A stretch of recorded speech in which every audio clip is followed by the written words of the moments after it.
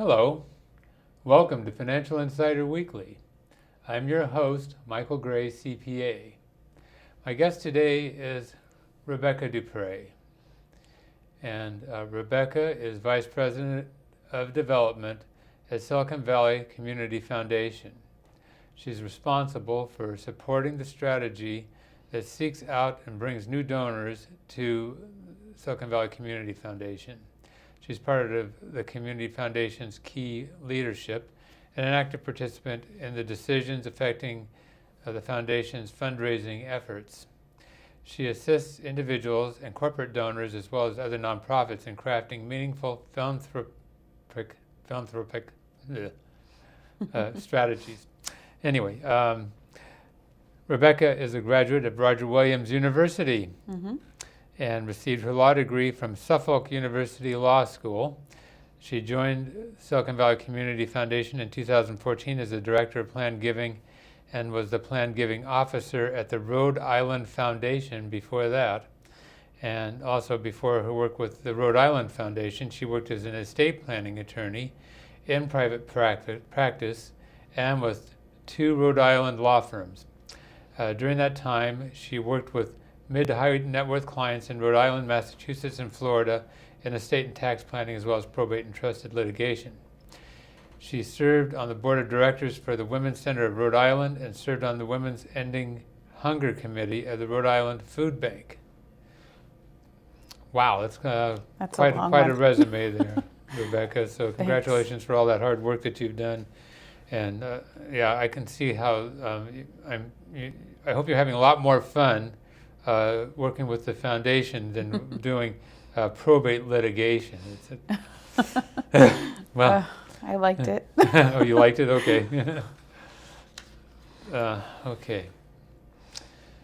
So this program is about why and how to promote charitable giving in your family. And I do a program on this topic each year. It's intended to be broadcast around Thanksgiving time. In the holiday season. And so I like to promote thinking about community giving as a family value throughout the year. And that's why we're going to be talking about this today. So we got that philanthropy word. I'll do the best I can here. Rebecca, what is the role of Silicon Valley Community Foundation in promoting philanthropy in Silicon Valley? When I say philanthropy, folks, we're talking about community giving. Okay. Yes, community giving. It's very important. Yes, and thank you so much for inviting me to be here today. I really appreciate it.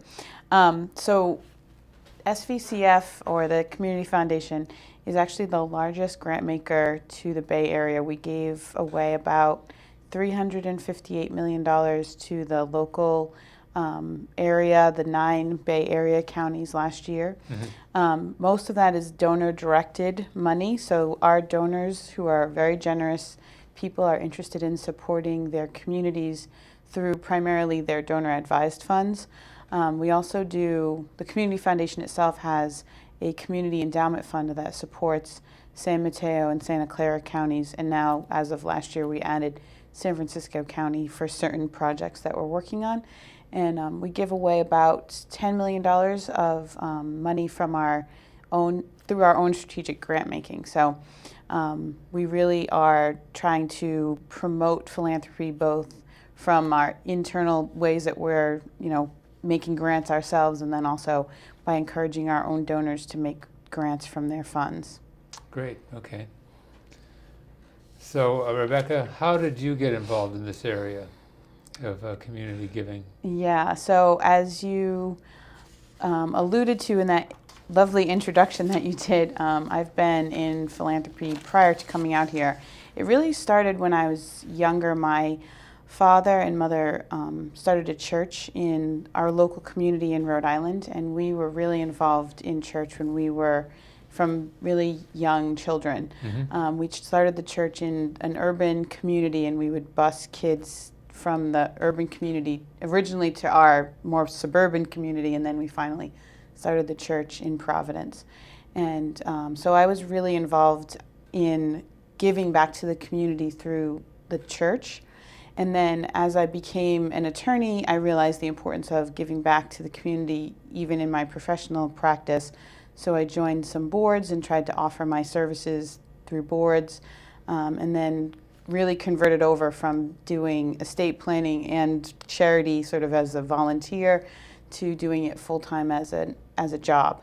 And planned giving was a good use of my skills as an estate planning attorney and to focus on charitable giving, and then moved out here for the director of planned giving, and then ultimately my role now as the VP of development. So, and this foundation, as you pointed out, I think it's grown to be, it's one of the biggest foundations in the country. Yeah, right? it's the largest community foundation in the world. Oh, in the world, okay. As of the end of last year, we reported, I think, $7.3 billion of assets under management. But the number that we feel is more important than that is the fact that we were able to give away $821 million. So the 358 here, and then there was a smaller portion that we gave away internationally, and then the rest was throughout the country. So our donors are very generous and support many causes all over, all over the world, really. Yeah. So that's really quite exciting how this thing has grown. Yeah. So anyway,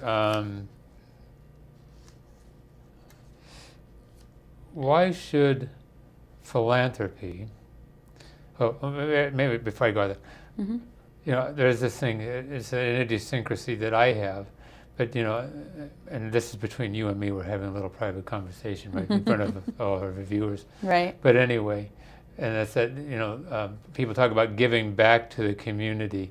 I like to say just giving to the community. To me, it's like, when you say giving back, it's like, I have to give because I received something. I like to say, I like to give because I like to give. Right. Yeah. So anyway, so that's my own little thought on that. Right. So why should philanthropy be part of our overall estate planning? And is planning for philanthropic giving in conflict with gifts to family? That's a great question. And I think that I could see where folks might feel conflicted, but if you have a sense of giving during your lifetime and you feel a sense of personal satisfaction around giving and being part of your community, wherever it happens to be. Some folks volunteer or some people write checks. Depends on your means and opportunity, I suppose. But if you have a sense of personal satisfaction, I think it's important to pass that along to other generations. And so I don't think it is in conflict necessarily.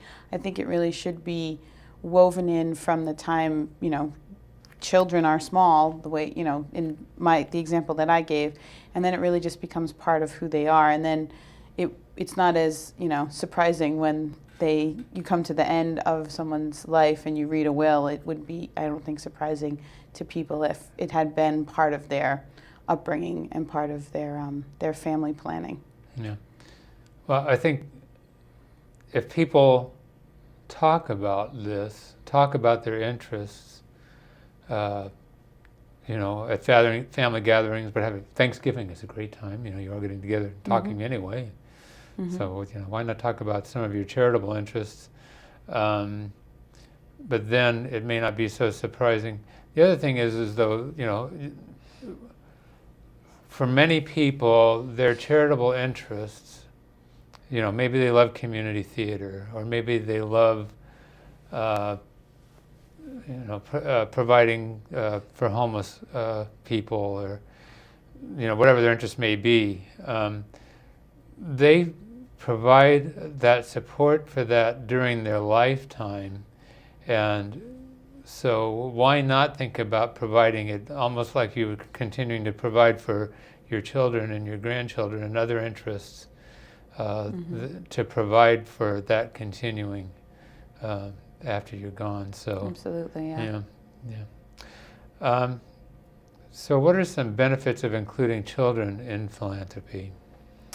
Yeah, I think that, again, it kind of goes back to the values proposition. So if you have a certain value set and you are the kind of person that wants to provide a good community wherever that is for you, that including children in that process, I think, helps them not feel like doesn't feel like a chore, right? It's not something that they have to do. It becomes something that is part of who they are and is meaningful then to them. So I think it also helps create what I like to call like a community of thought, so that children are participating with their parents, and then their parents are going out, hopefully, and maybe actively volunteering, or creating some way for the children to participate, not just by writing a check, because can be not very meaningful, right? But actually going out and finding things that are important to the children and to the parents, and then going and actually doing things together and sort of making it fun, especially when kids are little. They always want to have fun, right? So if you can make it fun, and then it sort of instills the values that when you have opportunities, even if they seem small and insignificant, they can make a difference to others that either don't have the opportunities or need something that you can offer. Because I think that philanthropy can kind of look at all different ways depending on what your particular interests and values are. Mm-hmm. Yeah, well, there are a lot of different opportunities that people can have to share, and by, like you said, maybe taking your children or grandchildren, or to experience, to see, this. Well, I mean, it can be even just things like, okay, well, do you love going to the zoo?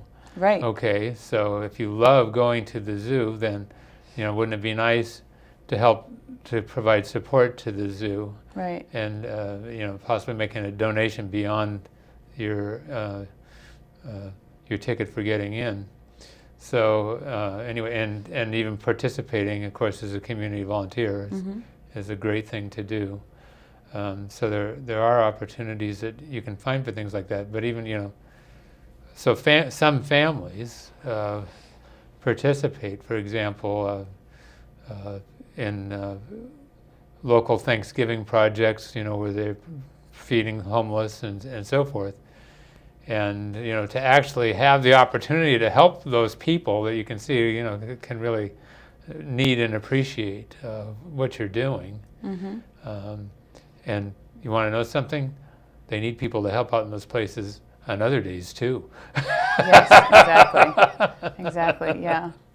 Yeah, So, I've seen kids who, they have like a lemonade stand, and then they donate the proceeds to their, an animal shelter or a homeless shelter or something that's meaningful to the family, or they donate presents. Instead of getting presents, they have their friends give to maybe a children's hospital.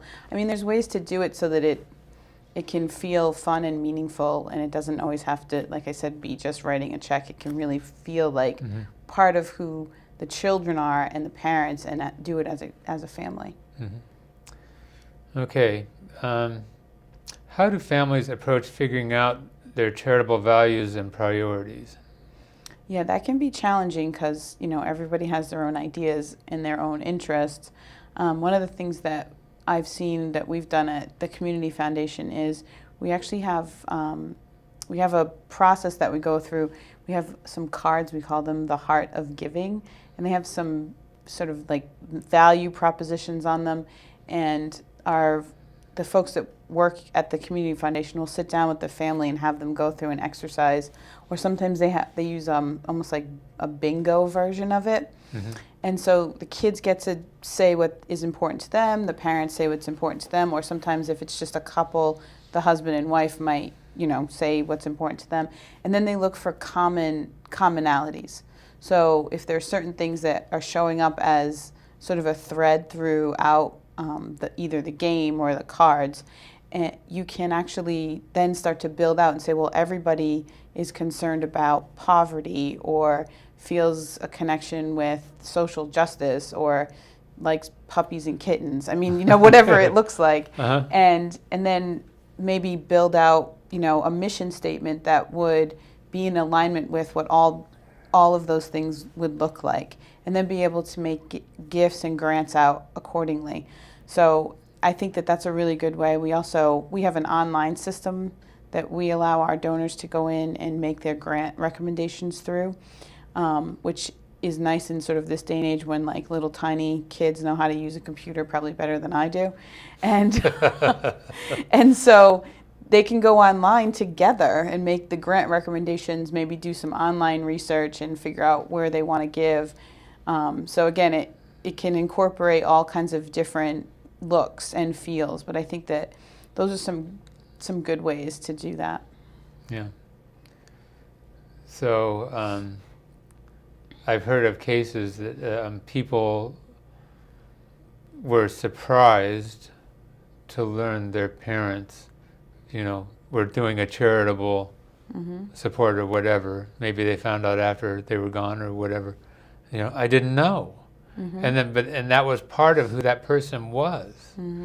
And so so it's really good to just talk about this stuff one way or the other. Or whatever, if you need a facilitator like that, that's fine. But you could just sit down and talk about some of the things that you decided to be involved with. Let's talk about, what about some other approaches to promoting family giving? Yeah, so I mean, like I said, there's just so many different ways that it can look, and I think I really liked what you said before about it's not really about just giving back, because you don't necessarily need to have much to be able to contribute to your community, and it's not always about money, right? So people can go and volunteer. They can set up part of their family vacation, maybe could be around some aspect of their community and get interest going. Your zoo example is great because people don't often think of things like that as being charitable, but really, running a zoo or a national park or a local community center, things like that people get to participate in are really also part of the charitable piece and also part of the community piece. So I think making sure that people have access to that stuff. We actually just did this great work with the San Jose Library recently to be able to reduce some of the fines that were keeping people from access to the library. And we were able to give, actually our donors were able to give to support this program that put thousands of books back into the library, got the fines reduced, gave people back access to the library. But again, that's a charitable thing, and it can be really meaningful to people within that community to be able to access that, and then the folks who are able to give to it feel a sense of community with the city of San Jose being that example. Yeah. So there are lots of these things. So you and I are going to sort of go back and forth a little bit, but there are of course community service organizations like the Rotary and Kiwanis and so forth, and so these provide outlets, ways to get connections and to get involved with these things. Lions is another one has been involved. Their pet project is for the blind. Yeah, there's so many organizations, and I mean, as many people as exist in the world, there's probably like as many interest areas as there could be, right? Right. And I've heard about things, if you look around and if you are alert to opportunities, but for example, there are groups that are excavating, for example, archaeological sites.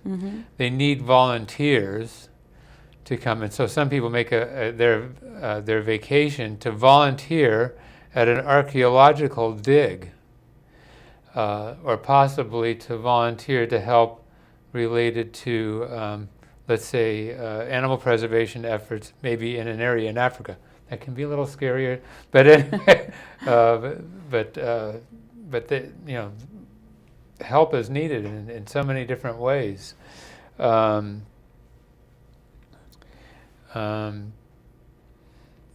But one thing, if people are looking for ideas, I just checked today because I had some of these internet clearinghouses.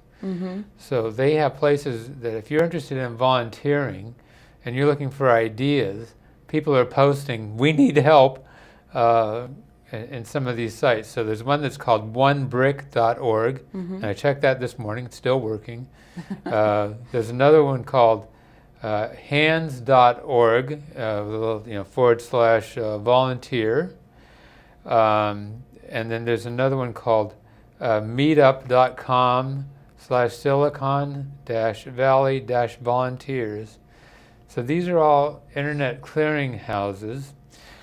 And in many cases, community papers, especially during the holidays, will be posting little "we need help" type of things as part of their community public pages or whatever, so that you can look for ideas there if you're interested in trying to help. And again, if this is something you enjoy, like you were talking about the library, I mean, you can volunteer to help out at the library if you love being at the library.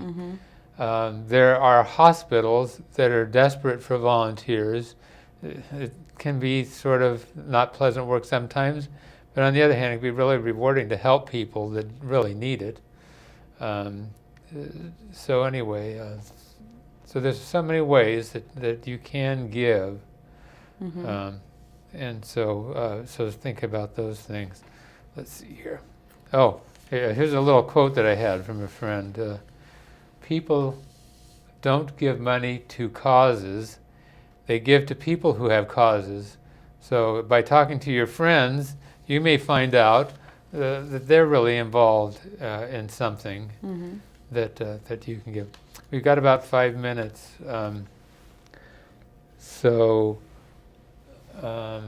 Like I said, I know a community theater.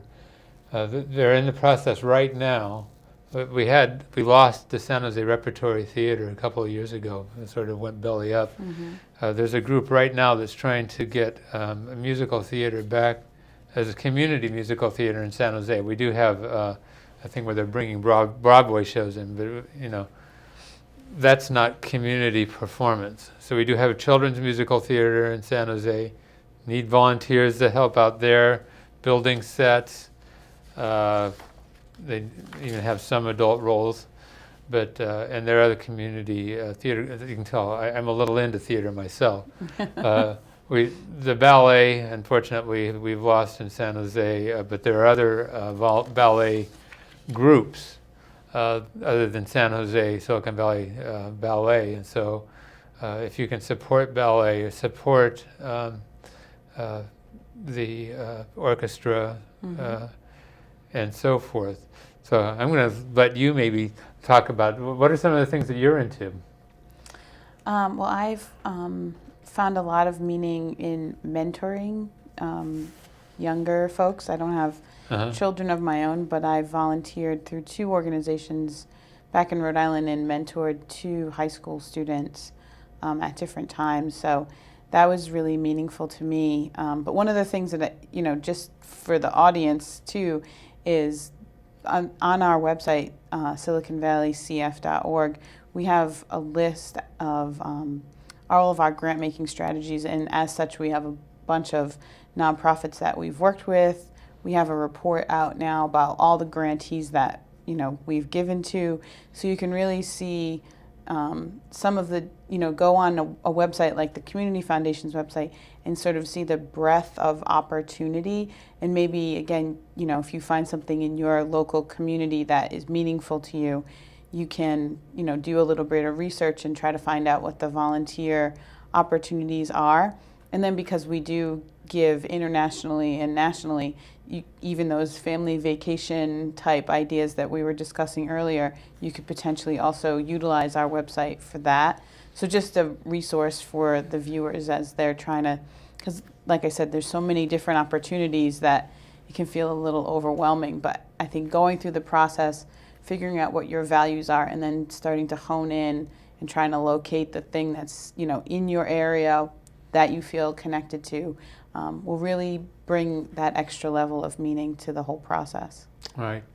And be alert. So I can't remember the name of it. There's a television show that they have now. I think it's on NBC, but it's a local produced program. But basically what they do is they talk about things that different organizations are doing, like the Semper Virens Fund and some of these others that, there are a lot of things that are going on in the Bay Area as far as habitat preservation and other things, and expanding our parks. So so there's a lot of different things that you can get involved with as a volunteer or providing financial support. Absolutely. Yeah. Well, I want to thank you so much, Rebecca, for joining me today. Sure. Sharing the message. Oh, no problem. I appreciate it being here. Yeah, and so folks, I hope you get a little more appreciation for our Silicon Valley Community Foundation, and look into it if you may have an interest in working with them in that way, and also looking into our other community organizations. Wish you all a great holiday season, and